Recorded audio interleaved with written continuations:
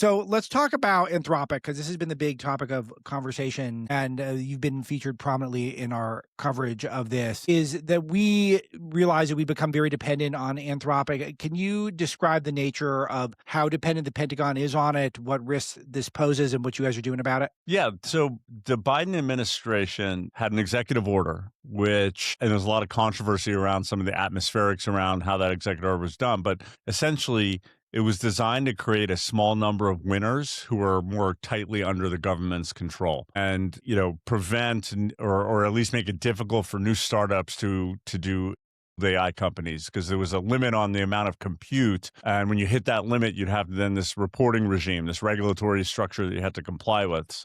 And then at that moment, Anthropic was one of those chosen winners because of their political philosophy. And they quickly, before this administration got into relationships across the Department of Defense at the time in the most sensitive areas, the combatant commands, the defense intelligence agencies. And so they had a multi-year head start. So when I got here and I got a hold of the contracts that were signed during that period, I had a holy cow moment. The contracts basically prevented the Department of War from doing Department of War stuff, like targeting, doing weapons design, whether you're doing physics or material science or aerospace dynamics or whatever. And I had to, say, holy cow, we have to do something about this. So then I went to all these companies, model companies, and said, number one, we can't be dependent on one provider. And it's not everywhere in the DOW, it's just in a few sensitive areas. And number two, the terms have to let us do the things we do. Why, if you're a software provider, why sell to the Department of War if you can't do Department of War things? So Right. I set out to